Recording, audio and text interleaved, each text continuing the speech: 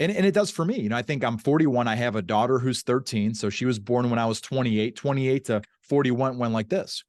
Well, when my daughter, who just turned 1 today, Blair, my youngest, Oh, when today is her birthday. today's her birthday. Happy Yeah. birthday, Blair. Yep. Thank you. I love So it.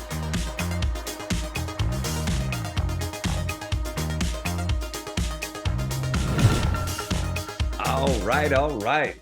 Mike Vasu, good to see you here today on World Class Mindset. Good to have you here. You talk about world class mindset. The whole purpose here is to bring all of you people who have that cut above mindset, who think outside the box often, but yet know how to play inside the box and do great things. Mike Vasu, you're one of those people. Thank you for being here today. Excited to have you. thanks, Gigs. I'm excited to be here. Same here, same here. So let's dig in, Mike. Let's go way back before you came to AIL to doing what you do now. I always like to go back there first. How do you feel that that background of yours prepared you for the role that you're in right now and in the future, Mike? I'm the son of immigrant parents. My parents are from Eastern Europe. And why did they come to the United States of America? Well, they came here for a better opportunity, but really it wasn't even for them. It was very unselfish. It was about the children that they hoped to raise in this country.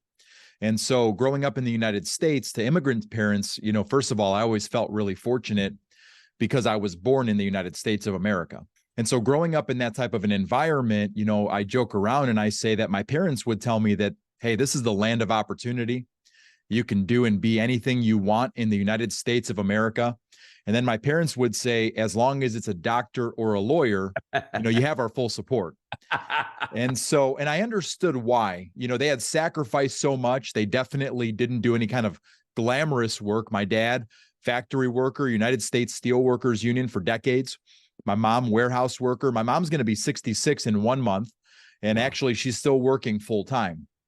So, I grew up with very hardworking parents. They understood that, without sacrifice, you wouldn't be able to achieve anything. And that's really where my motto, sacrifice creates opportunity, came from. And so growing up, my parents would always tell me how important education was and how they wanted me to go to college and how they wanted me to pursue a professional path. And so, I thought I was going to go to law school.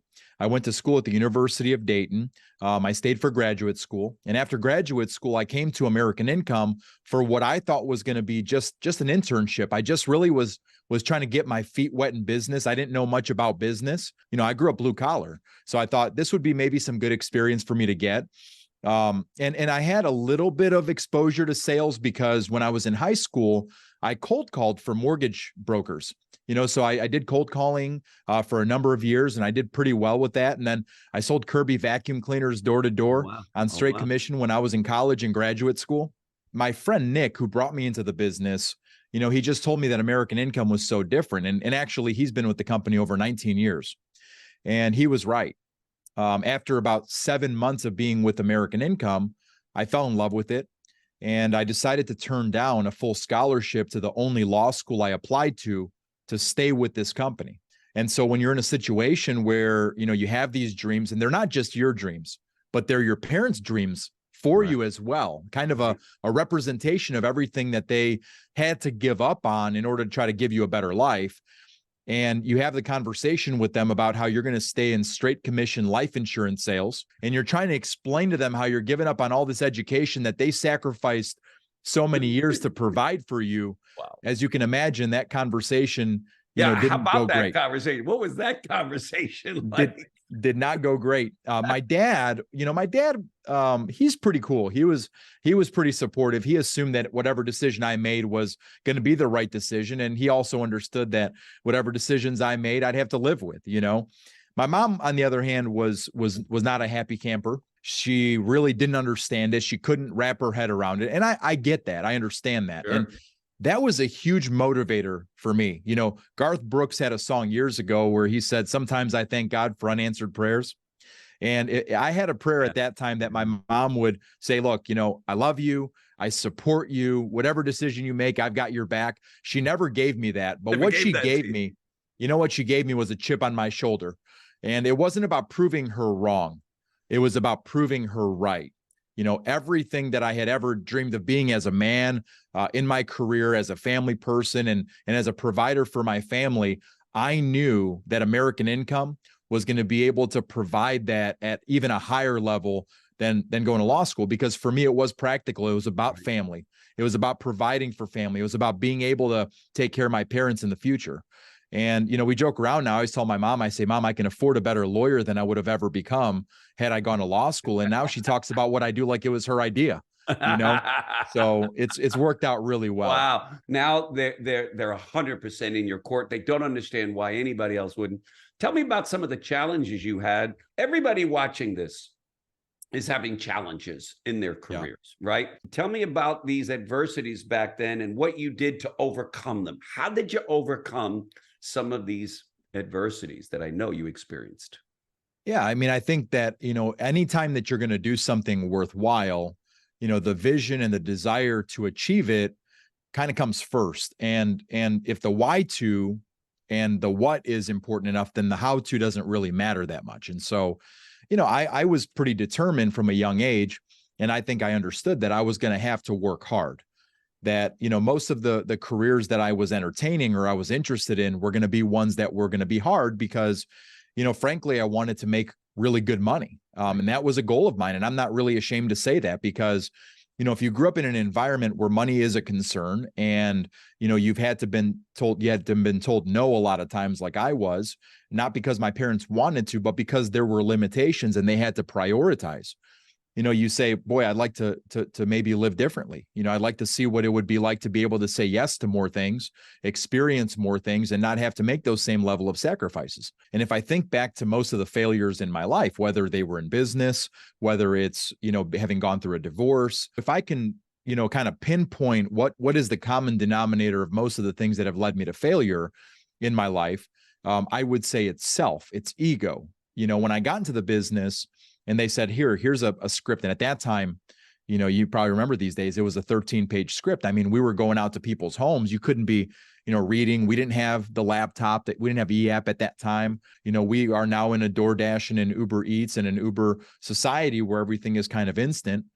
And so, it's hard to put in a lot of time to learn these things and memorize these things. But I think the biggest challenge that we have right now is people are exposed to a lot of misinformation. And so, if you kind of misappropriate the way that you spend money and you allocate it toward lifestyle, you can kind of market this. Success is really easy. It's very easy to obtain.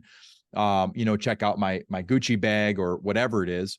And what happens is that it gives people a false sense of the amount of time, effort, and energy that it takes to be successful.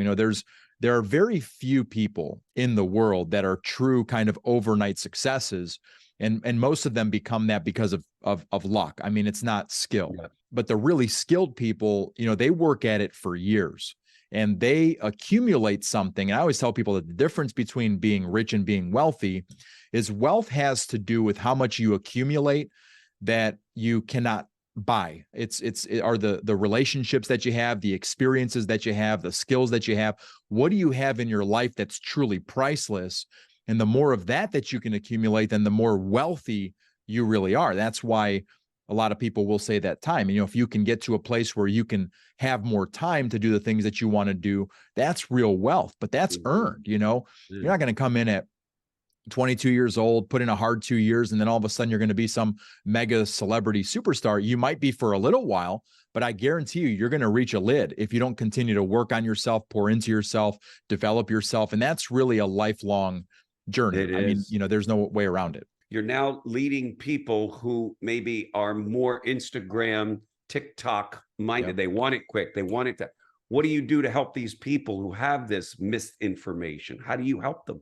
I think most people will have a point in their lives, where they come to the realization that the quick shot to success really is not a long-lasting one, and it leads to a lot of really bad habits. If I'm just trying to get a result, and I don't care how I get the result, then I'm going to take every shortcut I can to get that result.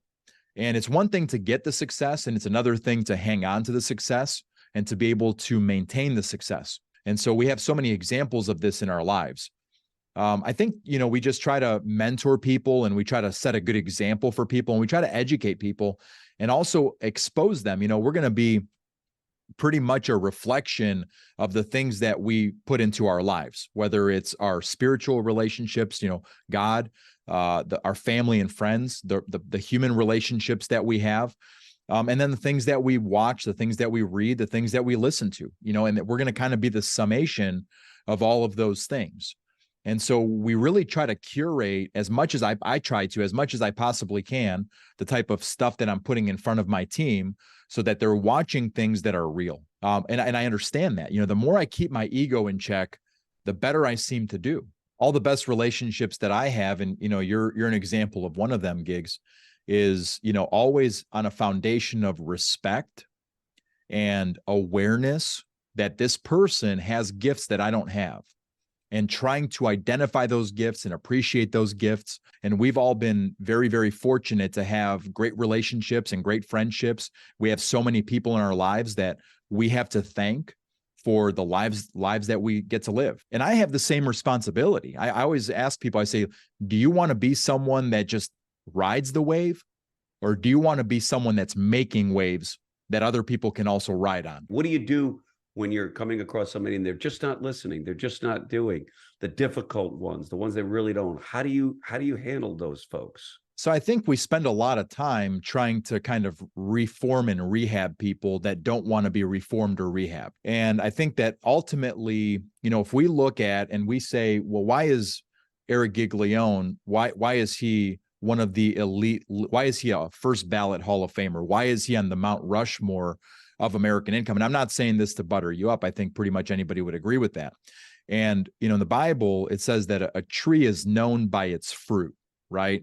So if I look outside and there's a tree and it's got a bunch of oranges, there's nothing you can do to tell me that that's an apple tree. I mean, that is an orange tree. I know it because of its fruit. And so I think as a leader, our time is better spent, which is our most valuable resource. It's better spent with individuals that are receptive and open. You want to plant seed in fertile ground.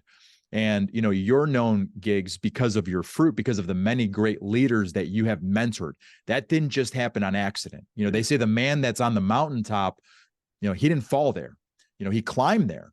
And so, that's the ultimate reflection of a leader is who have you developed? What have they done? And how have they been able to take what you've taught them and then multiply it into other people? So I think we should be spending more of our time with the people who do listen, allow those people through their example to maybe inspire and get through to the ones that don't listen as much. And, just focus more on our impact instead of just kind of greasing up the squeaky wheel all the time. Talk to me a little bit about your support at home. I know from mom and dad, mom in particular, you were going to prove her right. I love the way you phrase that. I'm going to prove you right, Mom. But you had a little chip on your shoulder. That's right. You hear a lot about that. Our dear friend Simon, no one used chips better than him. But let's go back to or talk a little bit about support at home, because a lot of folks watching this, they're not getting it at home. So what did you do to get support at home? And what can people do to get more support at home so that they can really climb a lot higher in life? When I decided that I wasn't going to go to law school and I was going to stay with American Income and stay in the insurance business and start to build a career in the insurance business, once that decision was made and the other option was cut off, my parents always raised me to work very hard. They understood, hey, you're going to establish a career, and guess what?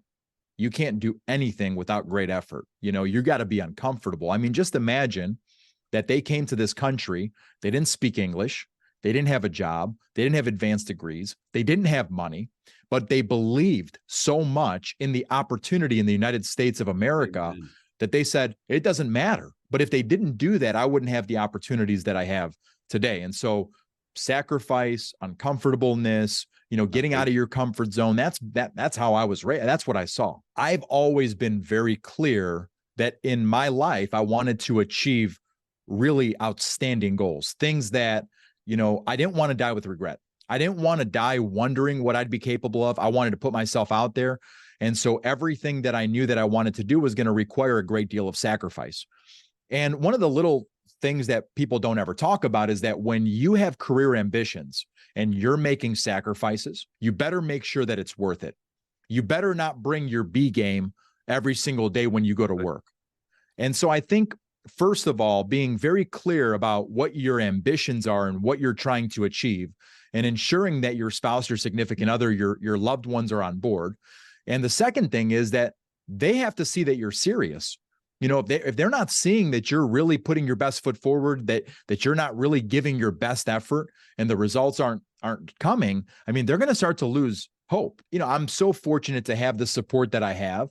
It's not always easy. You know, I think even though, you know, my life is in this and Daisy is extremely supportive, there are times where she says, you know, is like, do you think it's just too much? And I say, well, no, I mean, I have to use my judgment and just know that this is what the moment is demanding of me. Right, it's not right. what I want to give the moment. It's about what is being demanded of me right now. And the more that I can meet my obligations to what the moment demands over a longer period of time, then I think the more rewarded and blessed I'm going to be as a leader, and the more success I'm able to attract. When you own a business, it's not about you. And we're going to have to make, you know, if you want to be part of this, you know, you've got to be ready to make sacrifices. Sacrifice creates opportunity can't be a motto that we throw on a shirt or a hat and say, look at me. It's about the way we live our life. I remember what motivated me to go from sales to leadership. What motivated you to go from being an individual, okay, to where I want to be a leader? What motivated you to do that? And what keeps you motivated to do that today? You know, there's just like a phrase that's, you know, and that phrase is like, and then what, right? So when I got into the business, it was like, look, you're going to learn how to do the sales process at American Income. And so it's like, well, and then what? Well, then you could start to train other people to do the same thing. So to me, it was a natural progression. I kind of thought of, I didn't think of the sales part as, you know, really like my career. I really thought of it like I was learning the business, and then I was going to learn the business and then teach it to other people so that I can impact So from other day people. one, Mike, when you came on board, your mindset was, I'm going to learn sales and then I'm going to train other people to do it. I love Yeah, it. the way that I thought about it was, okay, I'm making a decision not to go to law school. Law school is going to be 3 years. This is going to be my law school. I'm going to learn this business over the course of the next 3 years, just as if it was my law degree, except I'm going to get paid to get this education instead of paying to get the education. Love it. So I really approached it as school because I was in that academic Interesting. mindset already.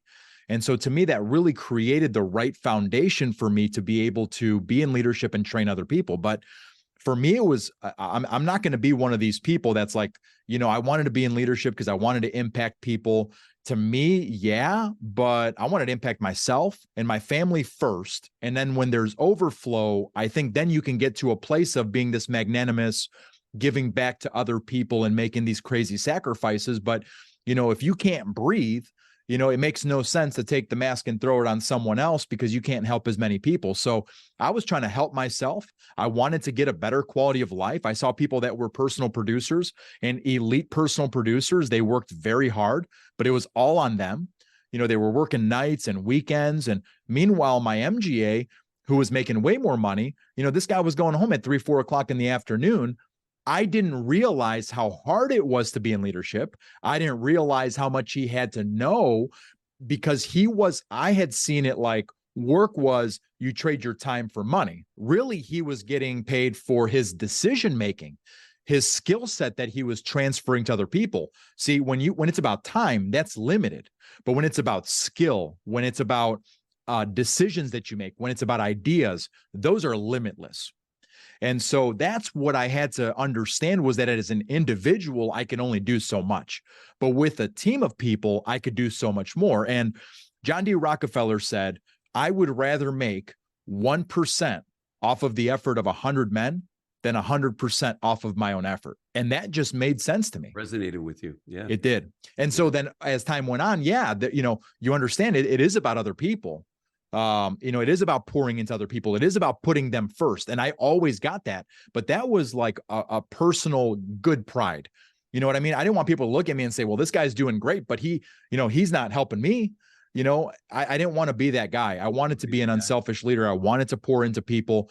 And American Income just created the perfect environment for somebody with my personality to feel really rewarded for the work that I was doing for others, and then to get personally rewarded for the work that I was putting in. What do you think are the biggest challenges facing leaders today? So I think the biggest challenge is the understanding that as you move up the ladder, the more you're trying to build something of value, and the more you have to invest in people financially, time-wise. And I think, so many people, and we kind of touched on this before, they just want everything to be so quick. I mean, nothing could be further from the truth. People that you see that are successful for many years, they've proven over decades that they have the character, the integrity, the foundation to do it over and over and over again, to reinvent themselves, to overcome adversity and get back up and be stronger. Those individuals, they may have at points in time, as you're maturing, you're going to have points where you're chasing stuff. But at some point, you have to recognize and have an awareness that that's only going to take you so far. And you really got to get to the building the foundation and pouring into the foundation. And the higher up you go in leadership, the more it is about building something of value, as opposed to getting quick transactional rewards, day in and day out, or week in and week out. You're really playing a long game. You're playing the long game. I mean, just study billionaires. They're talking in terms of generations. You know what I mean? And they're not talking about this month, this week. They're thinking 30, where's my company going to be in 30 years or 40 years or 50 years? Am I creating the right foundation right now? So you have to have an awareness where you're getting off track and make sure you get back on track. Otherwise, you're not going to like where you end up. What can they do to prepare themselves for leadership? If you could talk to the mic back in the beginning, what have you learned from that? And what advice would you give to people who want to play the long game, how they play that game? You need good mentors in your life, and you have to have excellent discernment in identifying who those mentors are. If you can remind yourself of this, they know things I don't know. So it may seem weird. It may seem foreign. It may be uncomfortable. But if you trust the person, if they have character, they've demonstrated character and integrity and success over many, many, many years, then you grab onto those coattails and you do anything you can to stay close with that person. That is the only advice that there is. I couldn't agree with you more, that it's all about mentors. Is there anything else, Mike, to the formula of becoming a great leader that you would add to it? Everything is difficult at first. And that should never scare you, because whenever you do something for the first time or the second time, it's going to be challenging, but you're going to get better. And so I just think having that reassurance that you're going to improve, you're going to get better, you're not a finished product. But whatever it is that you're avoiding is probably exactly what you need to allow you to find out what you're really capable of. And I think that in a big way is what life is getting all about. Uncomfortable, you're saying. Getting uncomfortable, being uncomfortable until being uncomfortable is comfortable. What about goals? How important do goals play in your life? Dreams and goals, how important are they to you? Oh gosh. I mean, I had dreams and desires and vision and purpose long before I, ever had children, long before I was ever married, long before I was ever in business. I have a document that I use for just notes or ideas or things that I write down that is almost 800 pages, that I'm referencing and writing stuff down. I got notes in my phone, I'm writing stuff down, thoughts, ideas, goals, things that I want to achieve, things that I want to accomplish. I speak about those things to people that I care about. I don't just write them down. I speak about them. I let people know they're going to be part of those goals. But what I know is that when I know where I want to go, I know I can align my actions to go there. I just try to remember that if I really am having a lot of fun doing the things that I'm doing, and they align with my goals, then that puts me in a really, really good, positive place. Sweet spot. You're in the sweet spot. It puts me in a really, really good place. But if you don't know where you're going, if you're going around life blindfold on, you're just kind of going through the motions, well, then the best advice, is don't take opportunity away from yourself by messing it up. Just get into a good environment where you can have good habits, where you can make some money, where you have good mentors, and then figure it out, and then try to align your actions as much as you possibly can to those objectives and goals. What advice would you give to everyone watching here today, how they too can live this goals-directed, purpose-driven sacrifice, discipline life? First of all, I think we've got to operate with the understanding and the context that we all, like if I played basketball, okay, there are 4 quarters, it's 12 minutes a quarter, and then there can be an overtime, right? So I know in a standard game, there are 48 minutes on the clock. So I know what the score is. I know how much time I have left. In life, we know what the score is, but we don't know how much time is left. We have no idea. And so because we're dealing with a resource, which is time, that is finite, and that finite resource will end not at the time of our choosing. We may be able to influence it, but not always. We have to be playing every single day as though the clock is running out. And if we don't play the game as if the clock is running out, then why would God even give you more time to work with for you to squander it? So I think the first most important thing is understanding that time is very valuable. And I just think, and I know that you've got an even better perspective than I do. My grandfather used to tell me this, that the older you get, the faster time goes. And it does for me. You know, I think I'm 41. I have a daughter who's 13. So she was born when I was 28 to 41 went like this. Well, when my daughter, who just turned 1 today, Blair, my youngest. Oh, today is her birthday. Today's her birthday. Happy birthday, Blair. Yep. Thank you. I love it. So I just think, okay, well, in 12 years, I'm going to be 53. I know 13 years went like that. 13 years will go like that for her too. So I think just understanding time, that you've got to do something with it. If you think you have time, you probably don't. And if you don't think you have time, you probably do. You know, there's no reason that God would reward you with opportunity if you're not doing it now. My grandmother used to tell me this all the time. She goes, if you have health, you've got to work. And the reason is because at some point in time, you may not have the health.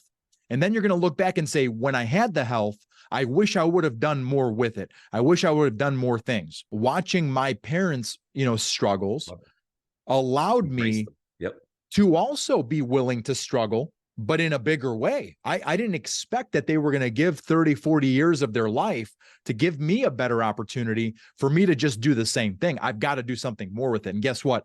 My kids, they're going to have to do something more with it as well. Life is so precious and it's so short. Don't you just want to make the most of it? There have been, in my life, almost every great blessing has not been something that I felt that I earned. There are people throughout the world who maybe they work harder, maybe they're smarter, maybe they're more prepared, but they just haven't been given the same opportunities. And so I understand that everything that has been given to me in my life, everything that I've been given as a privilege to be able to have any level of providence over, has all been through the grace of God. With God, they say all things are possible. So what does that mean? That means without God, nothing is possible. If there's anything else that you want to close us out with, let's do it, baby, because I know you're a closer. That's what you do. What else? Wrap up. Let everybody know. What is it that you want to tell the world, Mike? That sacrifice creates opportunity, is my motto. And it's the way that I live my life. And to a lot of people, they would hear that and they would say, that sounds really hard. And I'll tell you what is really hard is not living in accordance with what makes your heart and your body come alive. What's hard is never really achieving anything worthwhile because you've ran away from the hard work or the sacrifice that would be required to achieve it. It's not about the sacrifice. The sacrifice is the path to liberation, to opportunity, to freedom.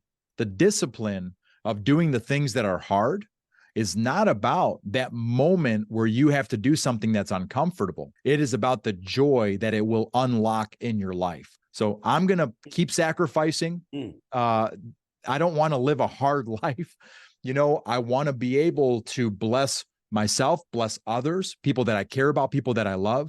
And I know the pathway to doing that is by doing the things that I don't necessarily want to do in the moment, but that's okay. This is about vision. This is about living my own personal paradise. And I need a lot of opportunity to do that. And that's going to happen through sacrifice. I can't help but think about something that I was reading this morning about what is the greatest day of your life. If people ask you and me, you might say the birth of your daughter. You might say the day that your parents came into America. This person ended up saying the greatest day of your life should be today. because this is the greatest day of our lives. And Mike, I can't tell you how much you made my day today being on this broadcast. Thank you so much. On behalf of everybody who's watching this, thank you so much, Mike Vasu. Love you. Look Love you forward to a too. lifetime further with you, my friend. Thanks, Gigs.